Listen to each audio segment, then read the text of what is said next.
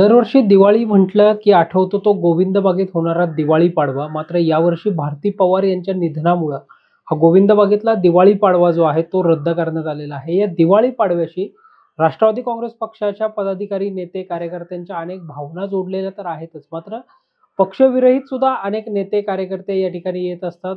शरद पवार, सुप्रिया सुळे या सगळ्या मान्यवर नेत्यांना जे आहे ते भेट घेत असतात. याच दिवाळी पाडव्याच्या निमित्तानं हा दिवाळी पाडवा जो रद्द झालेला आहे, या दिवाळी पाडव्याच्या अनुषंगानं वाडीतला दिवाळी पाडवा, हा गोविंद बागेतला दिवाळी पाडवा नेमका कसा होतो?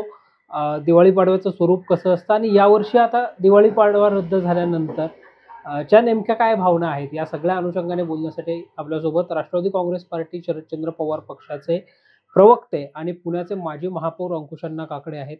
अण्णा, आज सकाळी खासदार सुप्रिया सुळेंचं एक ट्विट आलंय, ज्याच्यामध्ये गोविंद बागेतला जो दिवाळी पाडवा आहे तो यावर्षी रद्द करण्यात आल्याचं त्यांनी ट्विटमधून सांगितलं. भारती पवार यांच्या निधनामुळे तो निर्णय घेण्यात आलाय. कसा असतो हा गोविंद बागेत होणारा दिवाळी पाडवा? नाही, आपण म्हणता ते खरं आहे की यावेळेला दिवाळी पाडवा जो गोविंद बागेमध्ये दरवर्षी साजरा केला जातो तो साजरा केला जाणार नाही. त्या पाठीमागे दोन कारणं आहेत. आपल्याला माहिती आहे की गेल्या महिन्यामध्ये संपूर्ण महाराष्ट्रामध्ये अतिवृष्टी झाली आणि विशेषतः मराठवाडा परिसरामध्ये या पावसामुळे शेतीचं झालेलं नुकसान, शेतकरी अतिशय उद्ध्वस्त झालेला आहे. त्यांचं उभं पीक वाहून गेलं, अनेक घरांची पडझड झाली, अनेक घरं देखील वाहून गेली आणि फार मोठ्या प्रमाणामध्ये शेतीचं वित्तहानी फार झालेली आहे. त्यामुळे यावेळेला दिवाळी पाडवा साजरा करायचा नाही, अशा प्रकारचा निर्णय यापूर्वीच घेतलेला होता. आणि दुर्दैवाने पवारांच्या घरामध्ये देखील प्रतापराव पवार यांच्या पत्नीचे निधन झाल्यामुळे, त्यामुळे या दोन्ही कारणांमुळे यावेळेचा दिवाळी पाडवा पवार कुटुंबीय त्या ठिकाणी साजरा करणार नाहीत. पण पवारांची दिवाळी याला एक फार मोठं तप आहे. दोन तप म्हणजे मी तर पाहतोय 1980 सालापासून मी पवारांच्या बारामतीला दिवाळी पाडव्याला पवारांना असेल, पवार कुटुंबियांना भेटायला जातो. पूर्वी काटेवाडीमध्ये काटेवाडीमध्ये साहेबांचा दिवाळी पाडवा त्या ठिकाणी व्हायचा. साहेब देखील त्याच ठिकाणी राहायला होते आणि विशेष म्हणजे त्या ठिकाणची सर्व व्यवस्था त्यावेळेचे अजित पवार हे त्या ठिकाणी करायचे. आणि जवळपास साहेब गोविंद बागेमध्ये माळेगावाला राहण्याला येण्यापर्यंत त्या ठिकाणी दिवाळी पाडवा साजरा केला जायचा. अर्थात त्यावेळेचं त्याचं स्वरूप हे छोटं असायचं, म्हणजे फारसे लोक येत नसायचे. कारण एकतर साहेब एकदा दिवाळीला बारामतीला गेल्यानंतर जवळपास 4-5 दिवस ते बारामतीला थांबतात आणि मग त्या ठिकाणी आपल्या जुन्या सहकाऱ्यांना, वयोवृद्ध नागरिकांच्या घरी जाणं, त्या ठिकाणी दिवाळीमध्ये सहभागी होणं हेच त्या ठिकाणी चाललं. त्यामुळे काठेवाडीला पुणे, बारामती सोडून इतर शहरातील, इतर जिल्ह्यातील लोक यायचे. पण गोविंद बागेमध्ये आल्यानंतर, साहेब राहायला आल्यानंतर त्याचं स्वरूप वाढत गेलं. आता त्या ठिकाणी होणाऱ्या गर्दीचं अनेक कारणं असू शकतात. ज्या वेळेला निवडणुका तोंडावरती असतात त्यावेळेला इच्छुकांची मोठी गर्दी त्या ठिकाणी होते. अगदी बारामतीला सुद्धा, काठेवाडीमध्ये असताना सुद्धा ती गर्दी असायची. पण गोविंद बागेमध्ये जागा मोठी ऐसपैस आहे आणि रस्त्यापासून बंगल्यापर्यंत जायला सुद्धा अंतर बरंच असल्यामुळे मोठी रांग होते आणि जवळपास पहाटे 5-5:30 वाजल्यापासून दूरदूरचे लोक त्या ठिकाणी येतात. प्रत्यक्षामध्ये साहेब असतील, अजितदादासुद्धा, म्हणजे 2024 पर्यंत अजितदादा देखील त्या ठिकाणी असायचे. अजितदादा असायचे. त्याच्यानंतर पूर्वी अजितदादा फक्त साहेबांशीच गप्पा मारणं वगैरे व्हायचं. अजितदादा बाकीच्या व्यवस्थेमध्ये असायचे. पण गोविंद बागेमध्ये दिवाळी आल्यानंतर मग दादासुद्धा व्यासपीठावरती येऊ लागले.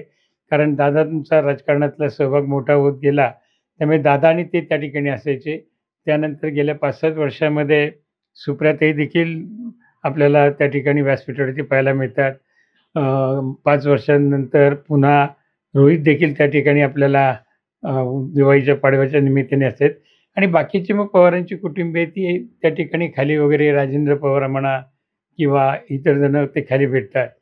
आणि माझ्या माहितीप्रमाणे एक 2-4 दिवाळी सोडली तर गोविंद बागेमध्ये दिवाळी साजरी झाली आहे. मागे ज्यावेळेला एकदा आप्पासाहेब पवारांचं निधन झालं त्यावर्षी दिवाळी पाडवा त्या ठिकाणी साजरा झाला नाही. आणि मला असं वाटतं, एक आठवतं की राजू शेट्टींनी शेतकऱ्यांच्या प्रश्नावरती एक काहीतरी आंदोलन दिवाळीच्या पाडव्याला करायचं ठरवलं होतं. त्यामुळे त्या ठिकाणी वाद नको किंवा सणासुदीमध्ये लोकांना त्रास नको म्हणून तो एक त्या ठिकाणी दिवाळी पाडवा रद्द केला होता. आणि कोविडच्या काळामध्ये कदाचित ती 2 वर्ष दिवाळी पाडवा तिथे झाला नसेल.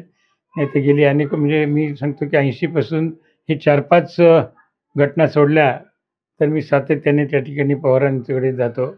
दिवाळी पाडव्यामध्ये शुभेच्छा होतात. अनेक राज्यातून अनेक कार्यकर्ते आलेले असतात, त्यांच्याशी गप्पागोष्टी होतात आणि एक साधा फराळ त्या ठिकाणी होतो. पण एक चांगलं संमेलन त्या ठिकाणी पाहायला मिळतं. मला नाही वाटत की इतर ठिकाणी कुठं असं एवढं मोठं दिवाळीचं संमेलन त्या ठिकाणी होतं. अण्णा, यावर्षी दिवाळी पाडवा होणार नाहीये. अनेक कार्यकर्ते त्या ठिकाणी सुप्रिया सुळेंचं जे ट्विट आहे किंवा सोशल मीडियाचे ज्या ठिकाणी सुप्रिया सुळेंनी पोस्ट केली त्या ठिकाणी ते म्हणतात की अगदी साध्या प्रमाणामध्ये आपल्याला दिवाळी पाडवा करता येईल. आम्हाला साहेबांना भेटायचं आहे तर दिवाळी पाडवा रद्द करू नका, त्याचं स्वरूप आपण छोटं करूया. नाही, काय होतं की एक त्यांच्या कुटुंबाने निर्णय घेतला आहे. त्याच्यामुळे कुटुंबाने निर्णय घेतल्यानंतर मग यावेळेला तो आपल्याला माहिती आहे की दरवर्षी सगळे भाऊबीजेच्या दिवशी सर्व पवार कुटुंबीय गोविंद बागेमध्ये एकत्र येतात आणि सगळ्या त्यांच्या साहेबांच्या बहिणी, दादांच्या बहिणी, इतर त्यांचे सगळे नातेवाईक वगैरे जे आहेत, नातवंड वगैरे, सगळा हा मोठा परिवार त्या ठिकाणी भाऊबीजेला देखील येतो. पण यावेळेला या अतिवृष्टीच्या पार्श्वभूमीवरती ते सगळेजण त्यांचं एकत्र संमेलन त्या ठिकाणी होणार नाही. आणि शेवटी छोटं केलं काय आणि मोठं केलं काय, एकदा साजरी करायची नाही असं म्हटल्यानंतर मग त्याच्यामध्ये आणखी काही फाटक, म्हणजे आणखी त्याच्यातून काही छोटा करावा मोठा करावा याला काही अर्थ नाही.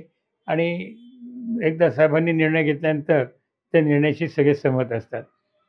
निश्चितच गोविंद बागेमधला जो होणारा दिवाळी पाडवा होता तो खरं तर यावर्षी रद्द करण्यात आलेला आहे. त्याची 2 कारणं प्रामुख्याने अण्णांनी त्यांच्या मुलाखतीच्या माध्यमातून सांगितल्याचं आपल्याला पाहायला मिळालं. कॅमेरा पर्सन हर्षद मुजुमदारसह संकेत देशपांडे, टॉप न्यूज मराठी, पुणे. तुमची car, electric panel, data server आगीपासून सुरक्षित आहे का? नाही? मग आजच बसवा F protect temperature activated fire suppression device.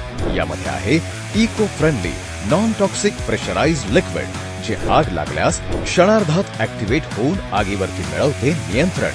बसवण्यास अतिशय सोपे आणि सुटसुटीत टेकालिपचे एक दर्जेदार उत्पादन एफ प्रोटेक्ट.